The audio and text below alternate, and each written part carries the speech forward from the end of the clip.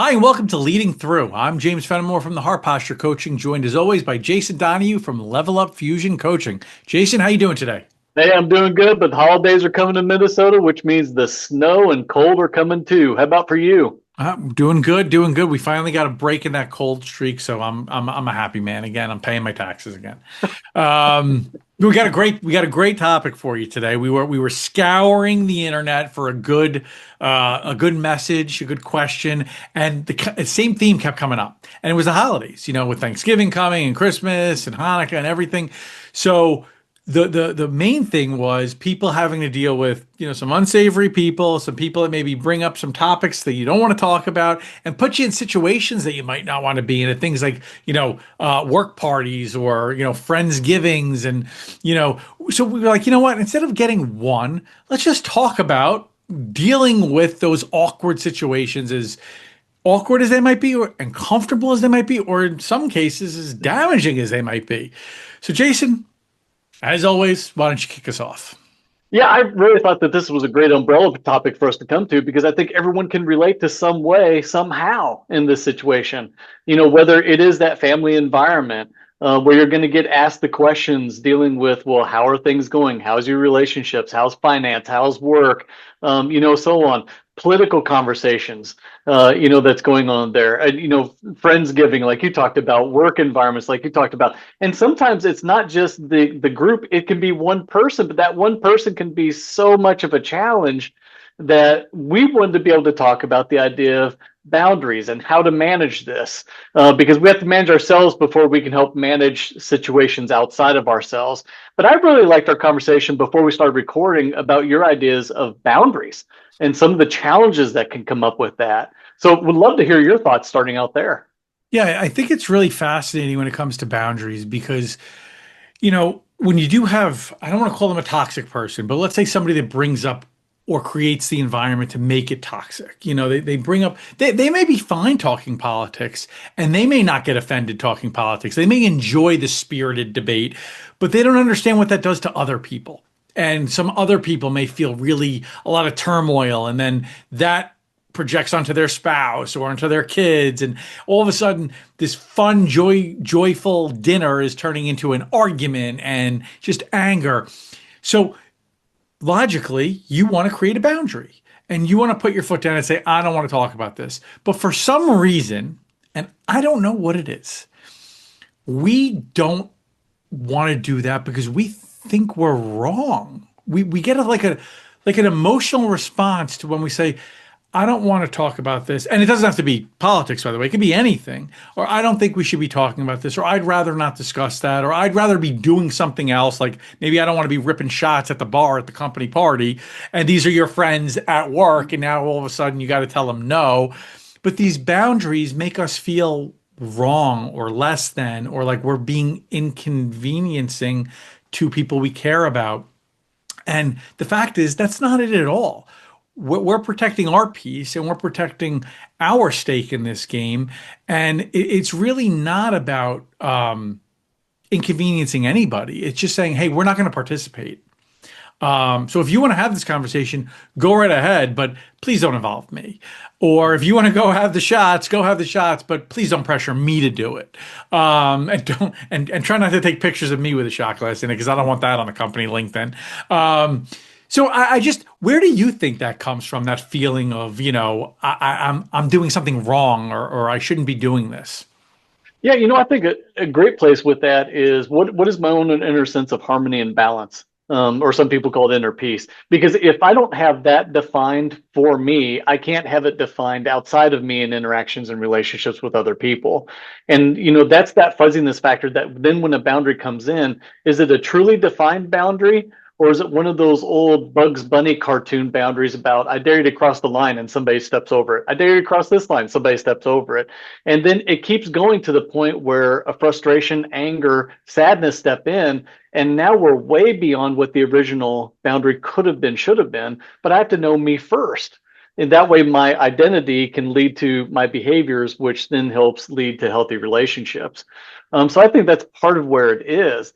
The other part too is as we approach boundaries, am I approaching with conviction and curiosity, or with the idea or intent of correction of others, because I really do believe that my conviction is the only conviction. And that's a hard stance for some people to embrace, is that, I have strongly held beliefs, but I also have a curiosity about those beliefs, because what if I'm missing some information? What if there's another point of view I haven't considered? But that doesn't mean I have to go down this deep rabbit hole. But if I have a conviction to my set of values and beliefs that I hold dear, and somebody's starting to encroach or infringe upon that, I can nudge that by saying that's not something I'm really comfortable talking about. I can physically remove myself from the environment, but I think right now there's a push for don't even put yourself in the environment, which means we're missing out on all the enriching parts of the conversation and interactions as well. How about your thoughts? I think that's a great point you make about if you remove yourself, you're going to miss out on the good stuff. And I think that's why a boundary is so important because you don't want to remove yourself. Now, look, there are going to be times where that's the only way out. And that's unfortunate, but it is the truth. And sometimes you are going to have to just ultimately remove yourself out. So I don't want to tell people that are dealing with that you're wrong because you're not. We've all been there. Sometimes that person is just that way. And the only way you're going to keep your peace and enjoy yourself is leaving. But you know the people you're dealing with. They're your family, they're close friends. These are the people you spend holidays with. So you know if you say something, are they going to respect it or are they going to be, as Dave Chappelle once put, a habitual line stepper?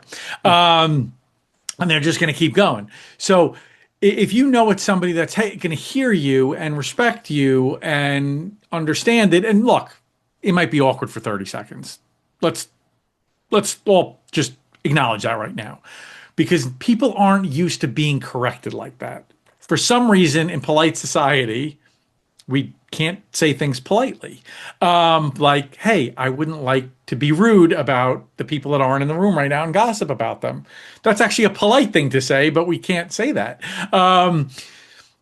So people get a little chin check for a second. So let the shock settle down, let a minute or two pass, and then try to reestablish a fun environment and a joyful setting, and then see how it feels. And look, if it still feels weird, if it still feels awkward, I'll be honest. I would acknowledge it and say, "Look, I'm sorry. I know that I made things weird. I'm sorry. It just every time we talk about this stuff, it gets in me, and I don't want to have that kind of Thanksgiving." Don't apologize for how you feel. Don't apologize for laying the boundary. You could apologize like for them, basically. But at least it'll kind of meet them halfway and have them feel a little bit better about it to just kind of like a little detente, bring everybody back together, maybe make a joke about it. And then hopefully that'll just start steamrolling the conversation back to a neutral. But the biggest thing I want to emphasize here for everybody, whether you're a person of faith like I am or you're not, and you do what you said, Jason, and know yourself and know what's inside you, or if you're a person of faith and you know what you're called to do, that's what is right. If you know that this is what you're supposed to be doing and this is the line you're not supposed to cross, then be confident in that. Be faithful to that and don't be fearful of that. If you know you're doing what you've been called to do and you're not supposed to be gossiping, you're not supposed to be, stirring up anger or turmoil, then when you draw that line, be proud of that. Don't be boastful, don't be annoying about it, but be proud of it inside and know that you did something right. And when you drive home that day, hold your head up high because that's a really, really admirable thing you did. Yeah, yeah. It helps me think of one practical strategy set is ACE. So think of an ACE card is that we can avoid the situation, and I'll give an example of that is that I have family members that we just have an understanding we do not talk politics at all because there is such a standing of many members of the family on different parts of the continuum that it's hard to have healthy conversations. So we avoid it. C is cope. So when something does come up, do we have the strategies in place where we can draw back to previous agreements about, hey, remember, we all talked about we're not going to talk about subject X during this holiday get together. And that can be a private thing where, hey, can I talk to you in the other room? That could be a look. My parents had a look that when they gave to me, I knew playtime was over, especially when I was goofing around in church. I knew playtime was over. Or that could be, sometimes there is a call out that is appropriate, for speaking up for people who can't speak up for themselves. The last one, E, is escape. And what I mean by escape is then that just means it's time to exit. It's time to exit the conversation itself. It's time to exit the physical environment or settings. But the point is that each one of these steps of ACE, avoid, cope, escape, empower you as the individual that you can manage the situation, not be a victim of the situation. And I think at times when we enter into some of these delicate conversations or what could become a delicate conversation, our worldview starts to do this, the blinders come on, and we forget that we still have behaviors and options we can activate for our harmony and peace and health. Because until I have it, like I said earlier, I can't have it with others. I think also, having a little quiet time to yourself before you have these conversations or prayer time, have the discernment, because sometimes correcting somebody in public is not the greatest thing to do in the world. So if you're at a dinner table with, 6, 8, 15 people and you're going to say, hey, Aunt Linda, I don't think we should be talking about this. That could be embarrassing. And you just corrected somebody in public. You criticize them in public. And, my boy Ben Franklin would tell you that's not the best thing in the world to do. So if you have the opportunity to pull somebody aside and say, hey, I really don't want to be talking about this tonight. So if you could endure it for a couple minutes or escape initially and then find an opportunity to do it privately, I do think that's a healthier way to go about it, because there's no embarrassing moment there. There's no need for that person to then defend what they were doing publicly, because there is that instinct that we all are going to have, a fleshly instinct to defend what we were doing. So if you could try to do that on a private note, go for it. And truly, don't be ashamed or feel like you failed if you do have to escape. Mhm. Because there are those people that no matter what, this is who they are, this is what they're going to do, this is what they get. They get a few times a year where they get to rile people up, and this is their Super Bowl. This is what they play for. And they are not going to respond to your boundaries, because this is literally their time to shine in their own mind. So Mhm. don't be ashamed if you have to escape. Yeah. Yeah. The other part too is remember that there's a lot of positive things too about getting back together. I mean, it's family. You have a lot of shared memories, that could be fun to remember and recall and create new ones. I think sometimes what it is that when there's a silence, people feel they have to insert into that silence. And one of the things that people can commonly come to is what's flooded at us on social media. And social media is not the healthiest influencer of information in our lives at all. And so that's part of the thing too is, hey, remember why you're there. You're there for connection. You're there to celebrate. You're there because you don't get a chance a lot of times for a lot of families that are geographically dispersed to be close together. Enjoy this time, but do it with design, not default. Default is when we go to those touchy, iffy subject areas, that maybe there was a family history skeleton.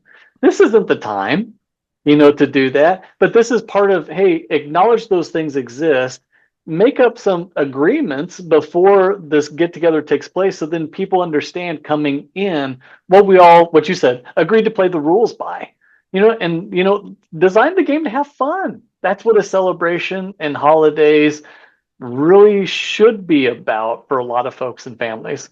What closing thoughts do you have? I love what you said. Have fun, enjoy it.